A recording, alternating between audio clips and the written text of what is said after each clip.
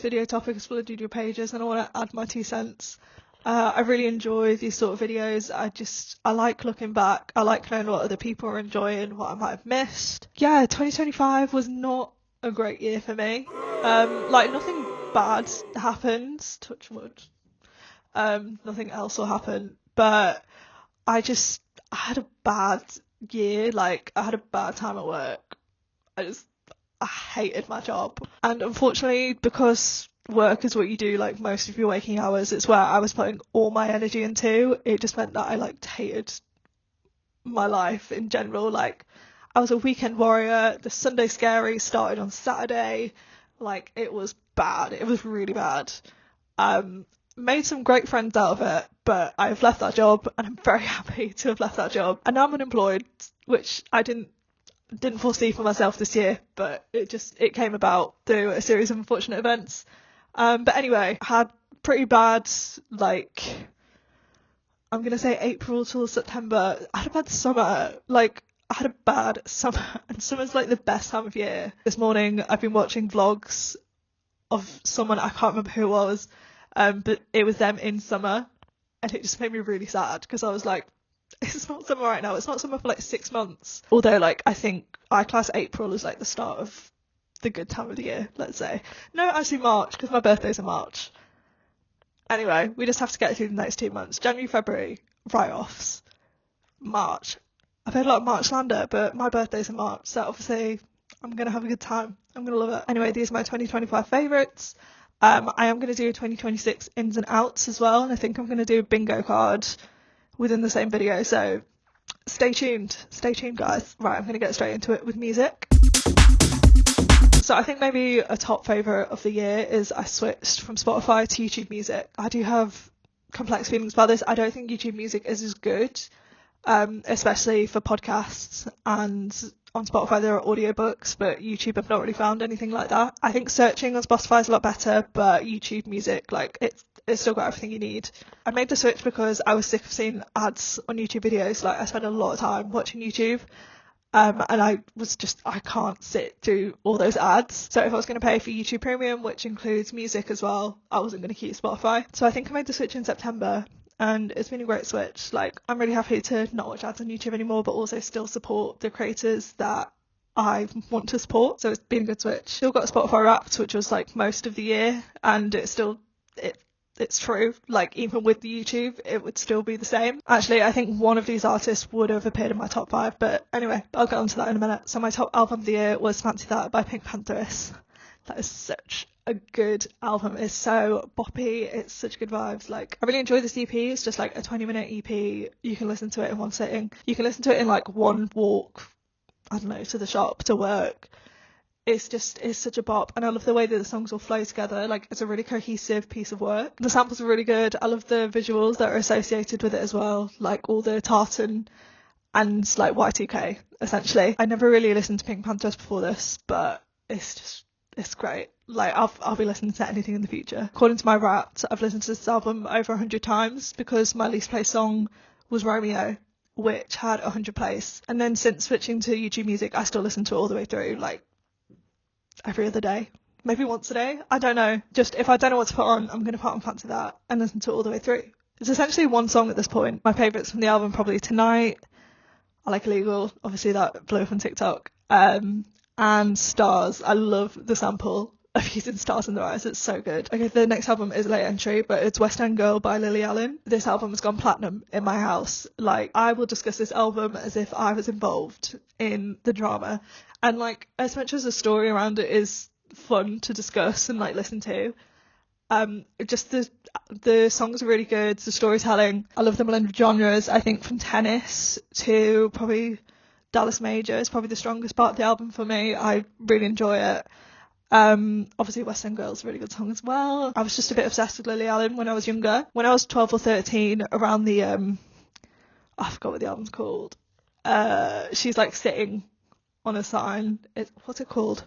It's Not Me, It's You. That era, I was really into her. I was probably a bit too young to be listening to her, but anyway, yeah, it's just nice to like come back to an artist all these years later. It's a really sad album though. Like, it's so sad when you listen to the lyrics. Like, as like tee-hee fun it is for everyone else, like, assuming everything's true, or like some version of true, it's a really sad listen, but I don't know, I'm still listening to it like, I need a drink, I need a value. Top songs from the album would be Relapse.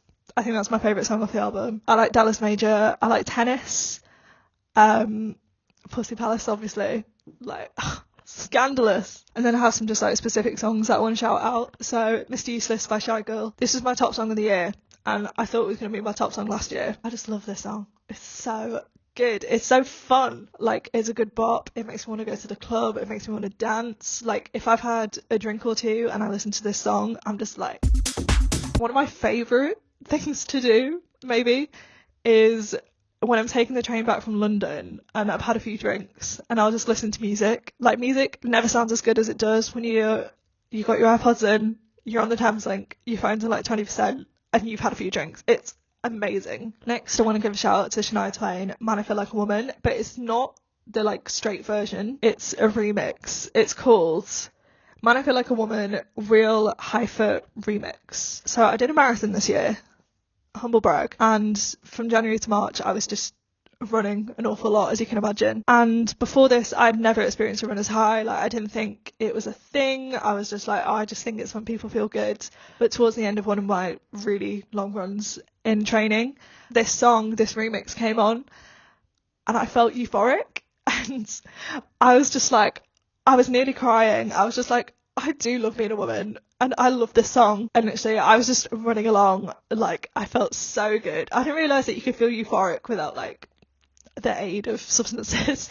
But yeah, it was amazing. And this song is just so fun. Like, Man I Feel Like a Woman's such a fun song anyway, but like, just add the like in the background, it elevates it. Okay, my final music favourite is On the Floor by J-Lo and Pitbull. I just love this song, and I feel like this year I realised how much I love this song. I did go see Pitbull this year. It was a great night. Bald caps everywhere. Oh, I also saw Beyonce like 2 days before that. That was a really good weekend. That weekend was one of my favourites. But yeah, On the Floor by J-Lo and Pitbull. Again, it was a running song that just like really hyped me up, and I just love it. It's a classic. You can't mess with a classic. And like Pitbull, you can't mess with Pitbull. Oh, just Pitbull's entire discography. Favourite. Okay, next I'm going to go into fashion. I feel like I've kind of found my like personal style this year, I guess. I don't know. I found what I really like wearing and like what I feel good in. The only thing in my wardrobe where I feel like there's a gap is my tops. Like, I just feel like my tops, they're not interesting. Like, they're just, I don't know, they're a bit boring. Like, I think 2026 I want to really invest in my tops and like consider them, because I've got great bottoms. Like, I got really into wearing long skirts this year, or like long to midi skirts. I'll show you some on screen, but I really enjoy the silhouette. I think they look really good with both like trainers, with Mary Janes, with boots. Like, I feel like myself in a long to midi skirt. They're also appropriate for all seasons, which I love versatility. I love being able to wear the same thing year round. It's great. I want to give a special shout out to my Salomons. I don't know which type I have. I'll put it on screen. But I just became like fixated on them, and I was like, no, they're really ugly. I'm just going to go try them on just to confirm that they're really ugly. And I tried them on and I was like, ooh, I need these. They're so comfy. They're what I wore in my holiday in Asia, and I think they're really chic and stylish. Like, mine are in brown. Brown, that's a favourite this year. I've really gone to the colour brown. The Salomons are great because they're so versatile as well. Like, I can take them anywhere. You can wear them anywhere. Like, I did hikes in them. I went to get an out flat white in them, which is primarily what they were used for. I've stomped around cities, I've walked on beaches. Like, they're just perfect for anything. The second fashion favourite is my green Doc Martens. I think they're Mary Janes. I think that's what they're called. I saw someone on Instagram wearing these like maybe a year or two ago, and I was just like, they're really chic. And then tried to find them, just couldn't find them. And then every like few months I'd just be like, I'm going to try to find them again. And I found them. I got them from some like music website in Germany.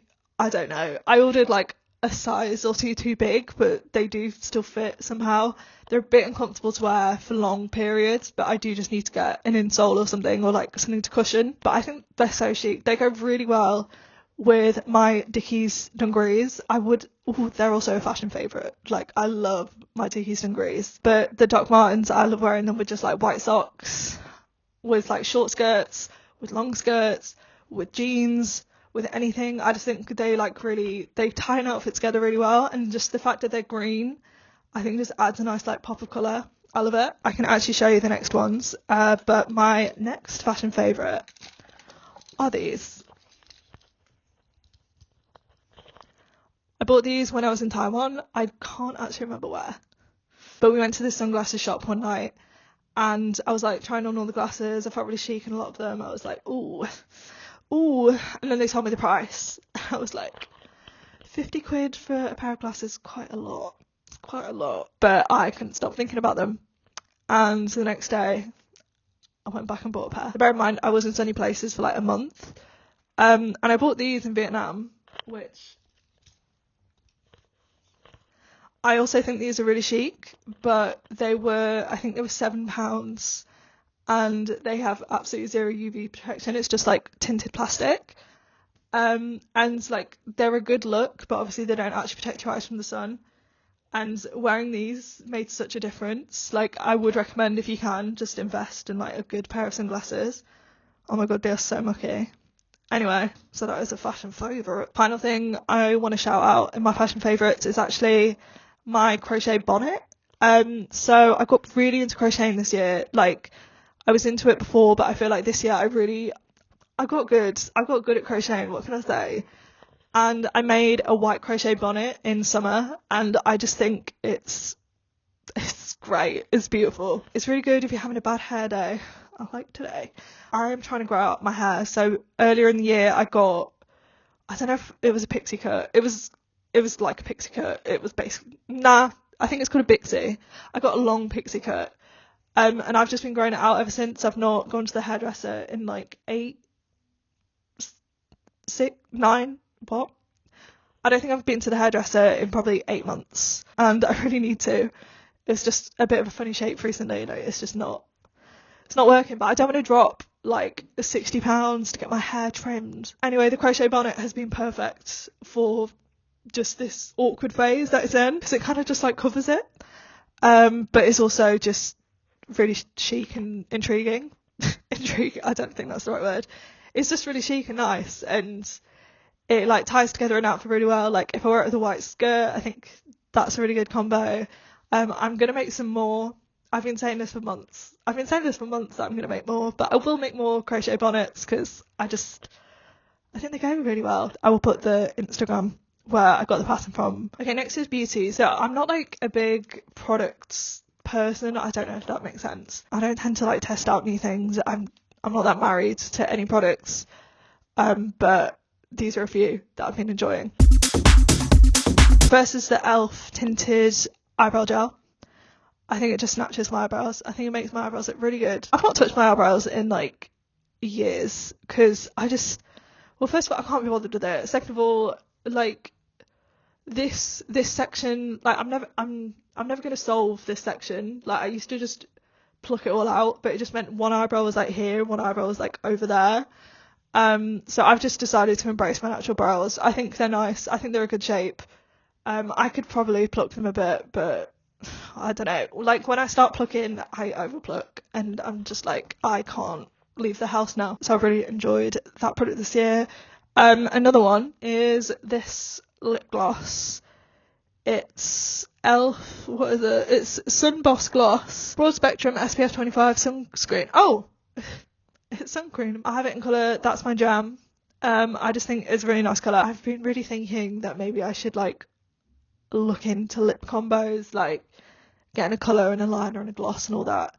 And I probably will eventually. Like, I do like my lips. I really like the shape. I like the size of my lips. Like, I'm happy with my lips. I think I've just been blessed with good lips, so like I want to look into how to enhance them, basically. And then the last beauty product is over there, so I'm going to pick it up. It is La Roche-Posay Lipica About It's the triple action balm, anti-scratching, anti-dry, skin flare-ups, immediate soothing. This one, the top's gone off it because I tried to take it to a festival and I don't know, it got damaged in transit. During marathon training, how many times are going to mention that I did marathon? During marathon training, my skin started reacting to sweat. And I just like broke out in rashes basically. And this came in clutch. It was really good. It soothed my skin. It makes skin really soft. I started using it on my face for a while, although I think it's a bit heavy for the face. But I would highly recommend if you're looking for a good body moisturiser. It's just really good for dry skin, which I am afflicted with. It was recommended to me by my friend Hannah, who has like eczema, and she said it really helped her skin. So yeah, maybe if you've got dry skin, I recommend. Okay, next up is movies/TV. So I watched Buffy this year, and it's got to be a favourite. What a culturally significant show. Like, what a culturally significant show. I was watching it when Michelle Trachtenberg sadly passed away, and I was just like broken by it. It's so sad that she passed away. It's just a great show. It's so camp. Like, the fashion is amazing. The story's amazing. Like, oh, spoilers. When Buffy's mom dies, oh my god. I was like, it got me through the winter last year. It was just, oh, so good. I can't wait to rewatch it. I just can't wait to rewatch it. Movies wise, I've watched 51 movies so far this year. I'm filming this on, what date is it? I'm filming this on the 16th of December, so I will definitely watch a few more, because what else do you do around Christmas? And I was looking through my letterboxd at all the films that I've watched and what I think my favourites were. Favourites doesn't necessarily correlate with like a 5-star review, because for example, I gave High School Musical 3 a 5-star review this year. I had watched it before. It was a rewatch, but it's not one of my favourite films of the year. Anyway, I think my top 3 in no particular order are One Battle After Another.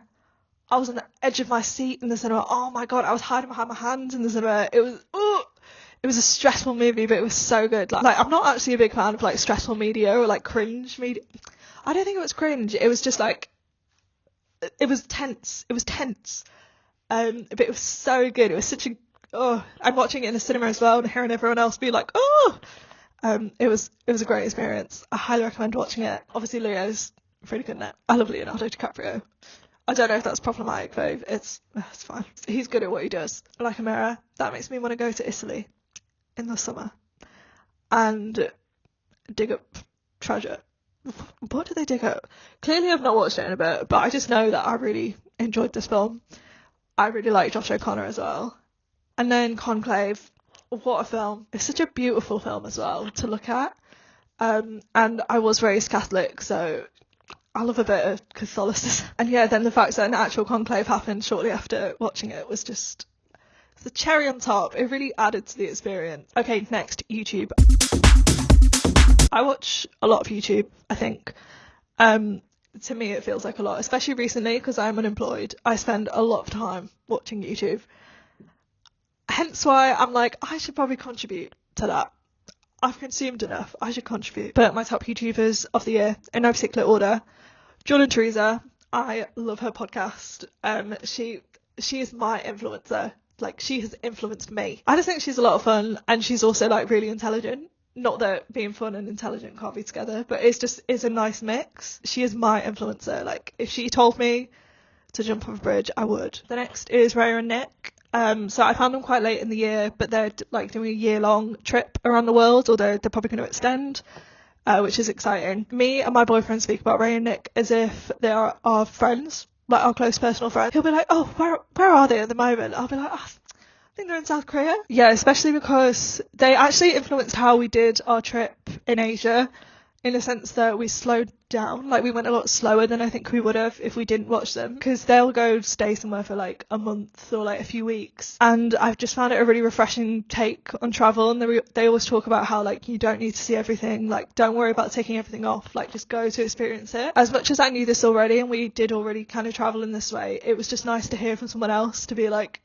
yeah, if you don't want to see it, don't go see it. Like, if you don't want to do it, don't go do it. I just found it really like inspiring in a way, just that they want to immerse themselves. They don't particularly want to you know, tick off every site in the city or like the country that they're in. So yeah, I highly recommend if you've not watched them before. Then my final YouTube favourite, so she was my top YouTuber of the year according to my YouTube Wrapped, is Leena Norms. I really enjoy her videos. I like her personality. I like the whole like positive panic angle and how she like makes you think about how you're consuming, and she just articulates herself very well. She's got a fun personality. Also, watching someone slightly older than me, and I'm not saying she's old, I think she's like 35 and I'm like 28, but it is nice watching someone slightly older just like living a life that I think is sort of like what I want. Like, she doesn't have kids, she's just like, she's got a house, she's got a husband, she's just chilling, she's making stuff, she's doing it. So yeah, they're my top 3 YouTubers of the year. I would like to start watching more small YouTubers in 2026, especially based off the fact that I am now a small YouTuber. Yeah, just to see people in like a similar place to you are.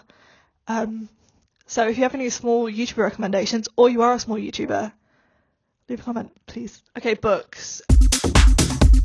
So I used to have Goodreads. I still do technically, but I just stopped tracking on there. I think the app logged me out and I just like never logged back in. So I just haven't been tracking books this year. And consequently, I can't remember what I've read. In 2026, I do want to consume the media that I'm consuming more, like, intentionally. I don't know if that's the right word. So I would like to write, like, little book reviews. I'm talking, like, 1 or 2 sentences. And that will be my way of keeping track. Like, I'll probably just do it in a notebook or something. But of the books that I've read this year, the ones that I remember reading or listening to, I did listen to audiobooks this year, especially my long runs when I was training for a marathon. I listened to Louis Theroux's autobiography. Also his podcast. I love his podcast. That would be a favourite of this year as well. Just a quick one to insert there. But yeah, I listened to his book. He narrates it himself. I just found it thoroughly entertaining. He's just like a middle-class Englishman, but I just found his life very interesting. And just like listening to his stories, especially from the Weird Weekends era, I found that really interesting to listen to. And it was just a really easy listen as well. Like, yeah, if you're training for a marathon, I highly recommend audiobooks. It makes the long runs fly by. Listen to like 3 hours of an audiobook and you've ran. I don't know how far that is. I could not do that these days. And then, so I remember listening to Blue Sisters. I don't know if I recommend it. Like, it had a profound impact on me because it was about sibling death. And I have had a sibling die. So, like, obviously that sort of media is going to resonate with me more. And there was a, like, paragraph sentence that I had to, like, I was on a run. I had to stop and, like, record it because I was like, I need to listen to this back. And it was about how losing a sibling is like losing a limb. I can't remember it now. I think it was losing a sibling is like losing a limb because like no one realizes that you've lost. No, people do realize that you've lost limbs. I'm gonna have to find the recording and let you know, but I found that bit really profound. But like generally I found it a bit sad. Like, I don't really want to read sad books. I also enjoyed Intermezzo, the new Sally Rooney book. Could I tell you anything about it? No. I read books right before bed, so like I just don't know if they go in. I need to figure out my reading this year. I need to start reading when I'm not really sleepy. But I recommend those books, especially the Louis Theroux book. Like, it's a good listen. Oh, I listened to another celebrity memoir. I listened to Paris Hilton's one. I thought that was really good. I really enjoy a celebrity memoir, especially in audiobook version when it's narrated by them. I think that is a really good way to read your celebrity memoirs. The Britney Spears one, I thought that was really good. I don't know if she narrates it. Anyway, the Britney Spears memoir, Julia Fox's memoir is so good. It's not a favourite from this year because I listened to it last year. But I just highly recommend celebrity memoirs narrated by the celebrity. Alright, so we're on to experiences. This is a bit of a strange one. So one of my favourite experiences this year, which I did mention before, was going to see Pitbull and Beyonce within like 3 days of each other, maybe. It was such a fun weekend. I went with my friend Helena. Hi Helena, if you're watching this. We saw Beyonce first, had our Cowboy Carter outfits. I had never looked so good. I'll put the pictures in.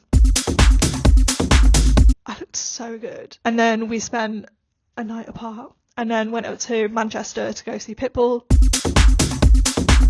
which was just obviously so much fun. I wasn't drinking then, and I don't know why. Like, I don't know if drinking would have enhanced the experience, but I had a great time.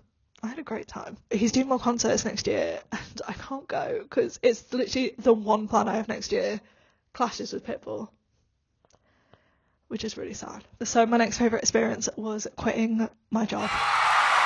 Quitting a job that I absolutely hated. I'm really struggling with whether I hated the role or the company.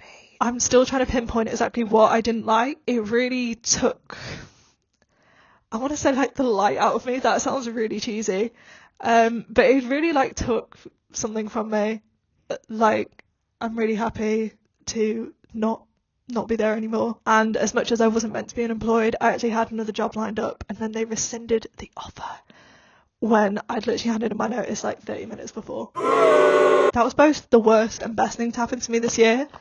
Because if that didn't happen, then the next favourite experience wouldn't have happened, which is going travelling for 5.5 weeks. Me and my boyfriend went to Vietnam, Taiwan, Malaysia. Incredible. Like, any opportunity I have to travel, I'm going to do it. And I did it. It was so much fun. We ate so much good food.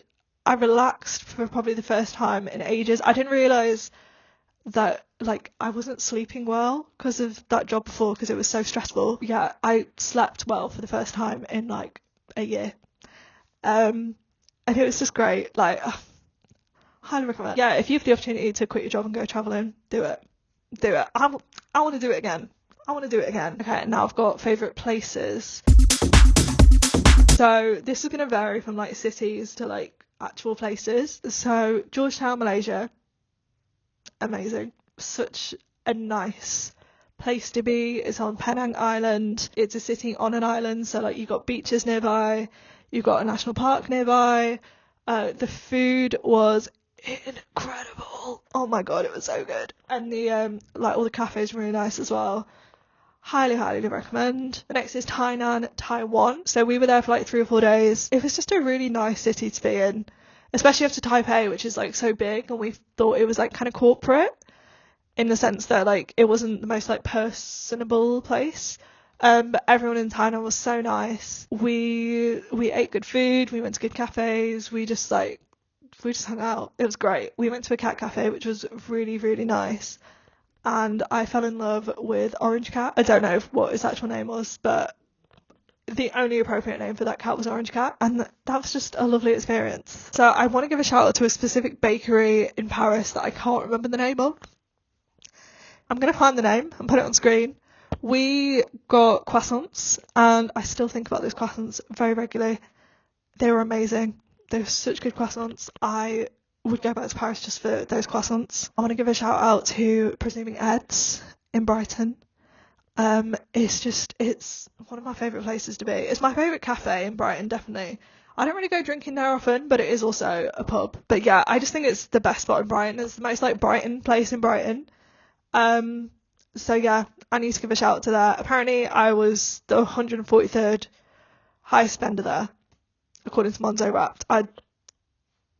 Okay, I don't know why they told me that, but anyway. Actually, I think that's it for places. I don't want to dox like where I like to go too much. You might catch me in Presuming Eds occasionally. Anyway, then I've got a really random favourite, which like it doesn't feel like a great way to end the video, but anyway, it's the Pandy rehydration. I don't know if I mentioned this. I did a marathon, and just part of doing a marathon is that obviously you get really dehydrated and you need to rehydrate. I would just carry these, the little tablets that you just put in your water. They dissolve and they taste really good. Admittedly, the green apple and elderberry, which is this, aren't my favourite. I think the ones I liked were like raspberry and something else. The pink ones were my favourite. I also took them to a festival that I went to this year, Love Supreme. That is a favourite, although it was horrendous weather. But being at festivals, I'll give that a favourite. But yeah, I took them and they're just really good to rehydrate you. It's on the packet. Anyway, thank you so much for watching if you made it this far. The next video is going to be a 2026 ins and out. I want to start posting regularly. I want to start posting once a week. I want to give YouTube a go. I want to give it a go. So yeah, if you enjoyed the video, give it a like, consider subscribing, leave a comment if you are so inclined, and I will see you, in a week, hopefully. Bye.